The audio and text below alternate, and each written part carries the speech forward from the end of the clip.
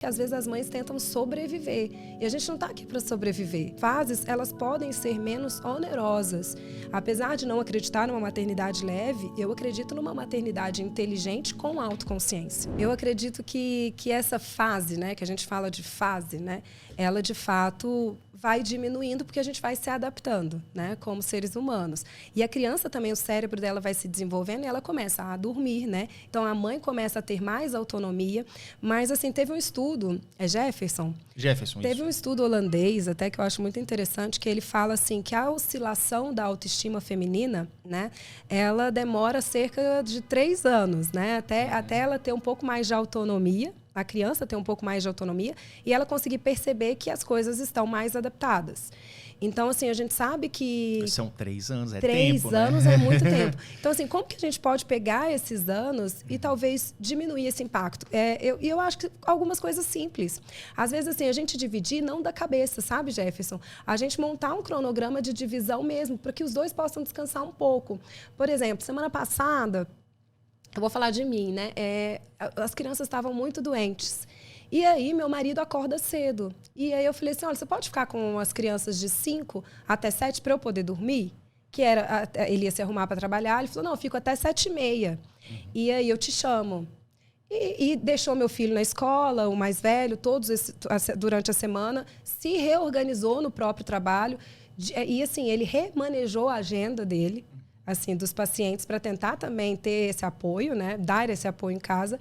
Então, assim, eu acredito que é possível a gente com pequenas, né? E a mulher, ela se sente acolhida, né? Claro, gente. Essas coisas mesmo. Porque, assim, quem não quer dormir um pouquinho mais? Ainda mais se já passou, às vezes, a noite em claro, né? Então, assim, será que o Jefferson consegue... não sei cadê a esposa do Jefferson, mas ela vai gostar da minha ideia.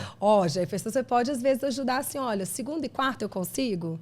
Terça e quinta eu consigo, antes de ir para o trabalho? Que dias que você consegue? Que dias que a outra pessoa consegue? O que eu gostaria de fazer nesse cuidado? O que o outro gostaria de fazer? O que está mais adequado para um, mais adequado para outro? Eu acho que, assim, quando o casal... E os estudos também mostram isso. Quando que não tem esse casal se separando? Quando eles formam uma rede de diálogo, honestidade, né, de sentimentos, de pensamentos, de divisão de tarefas. Sim. E esse casal, ele se torna mais unido.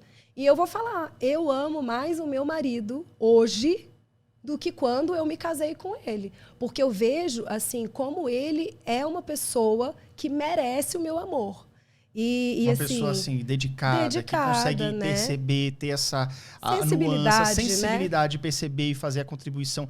E isso é uma forma de demonstrar amor. Querer tirar dos seus ombros o peso absoluto das coisas. Dividir, né? Divisão. Colaborar. E aí, pegando o gancho, eu quero te perguntar, na sua concepção de tudo que você já estudou, qual que seria a divisão perfeita entre os pares, então?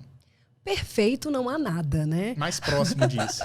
Ideal, mas, digamos assim. Eu sempre convido as pessoas, inclusive lá no módulo, tem um módulo, né, relação de casal e pós-parto, né? No pós-parto.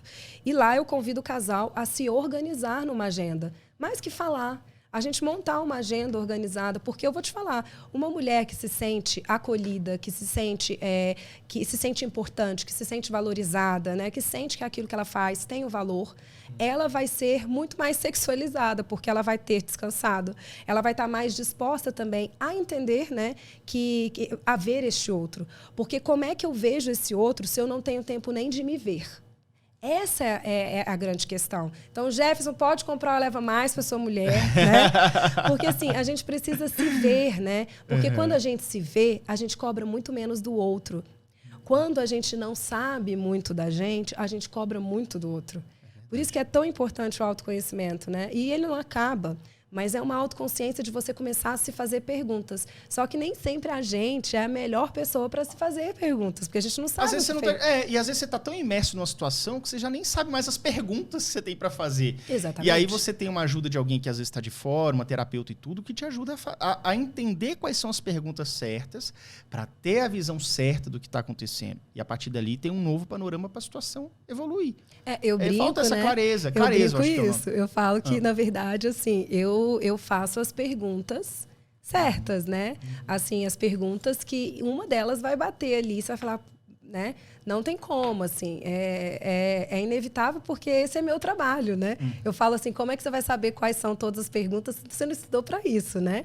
E, às vezes, a gente entra no modo automático para... Eu falo que, às vezes, as mães tentam sobreviver. E a gente não está aqui para sobreviver. Não, a gente não está aqui para... A gente está aqui para viver. E essas fases, elas podem ser menos onerosas.